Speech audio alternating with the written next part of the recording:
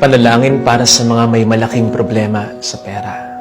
Sa ngalan ng Ama at ng Anak at ng Espiritu Santo. Amen.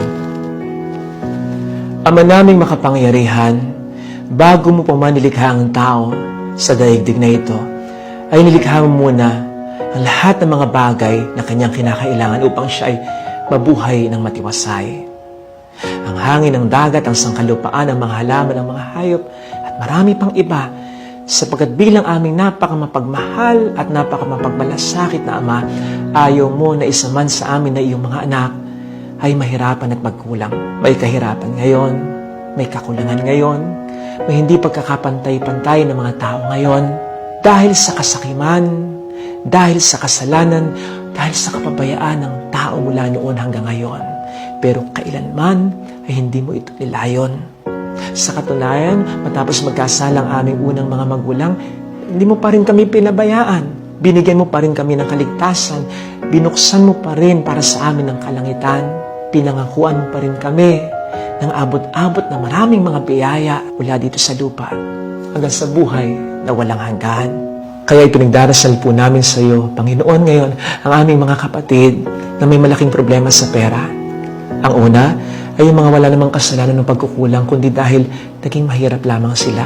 Biktima lamang ng isang mahirap na sistema. Kumakayod man ay kulang pampagamot, kulang pampaaral, kulang sa pagkakaroon ng disenteng tahanan, at kulang upang sila ay makakain man lang ng 3 beses sa isang araw. Pagpalain mo po sila, Panginoon, kung paanong pinagpapala mo sa banal na kasulatan ang mga taong tulad nila na ikaw na lamang ang tanging inaasahan. Magpagamit nawa sa iyo ang mga taong kinukonsensya mo upang sila ay tulungan kahit papaano lang. At mapanagot mo nawa ang mga taong nagiging dahilan ng kanilang kahirapan. Maramdaman nawa nila, Panginoon, ang iyong pagkapala at pagkalinga upang kailanman ay hindi sila mainggit sa iba at maisip nila na sila'y nakalimutan mo na. Gayon din naman, ipinagdarasal din po namin, Panginoon, ang mga kapatid namin may malaking problema sa pera dahil nagkasala o nagkulang sila.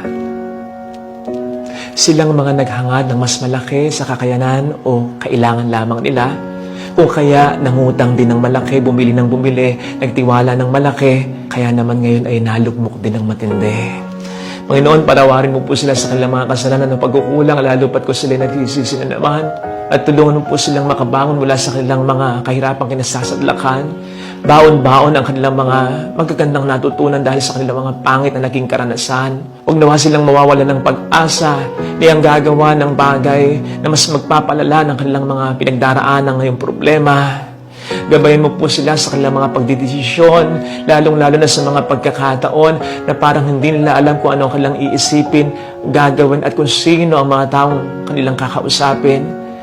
Protektahin mo po sila, Panginoon, sa mga dilang mapanghusga, at naway bigyan pa sila ng tsansa ng mga taong pinagkakautangan nila. Konsensyahin mo po sana, Panginoon, ang mga taong sa kanila ay nanloko. Pagbayarin mo po sana, Panginoon, ang mga taong nangutang sa kanila, pero basta na lamang kinalimutan, pinabayaan sila.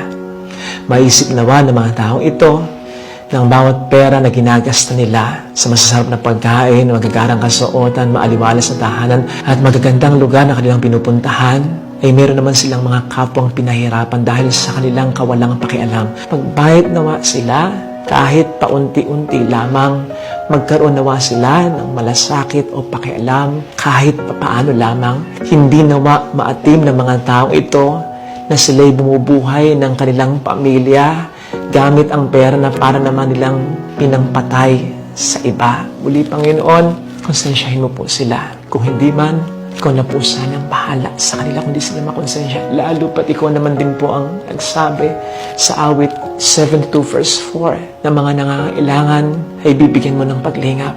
Samantalang ang mga umaabuso ng aapi ay lulupikin mo at ipapagsak. Maramdaman naman nila ang pagmamahal at suporta ng kanilang pamilya at ng mga taong sa kanila ay mahalaga. Lalo pat ang mga ito rin naman ang pangunahing dahilan kung bakit sila mas naghangad pa para mabigyan ng magandang buhay ang kanilang pamilya, masigurado ang kinabukasan ng mga anak, mabigyan ng kasiyahan ng magulang, at ang mga kapatid ay matulungan lamang. Kaya ang mga ito nawa ang unang-unang makaintindi sakaling sila'y magtitipid na, maghihigpit na ng sintron, matututo na ng mamaluktot sa maikling kumot at hindi yung mga ito pa ang unang-unang magtatampo sa kanila. Maisip nawa ng mga ito na hindi sila nagbabago sa pagmamahal, nagbabago lang sa pamamaraan sa oras ng kagipitan. Masakit na po kasing maghirap para sa minamahal, pero wala nang masasakit pa sa paghihirap na dulot ng mga taong minamahal.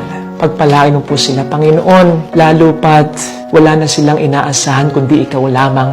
At kung wala na rin silang hinahangad na sobra, kundi ang kamanatagan lamang na sa iyo lamang nagmumula. Kaligayahan na hindi na ibibigay ng pera, kundi kaligayahan na naibibigay ng panatag na kalooban sapagkat ang lahat sa buhay ay sinusuko na sa iyo lamang. Ito po ay hinihiling namin at kiniklaim namin para sa amin at sa mga taong lubhang nangangailangan ngayon pa lang magpa sa walang hanggan. Sa ngalan ng Ama at ng Anak ng Espiritu Santo.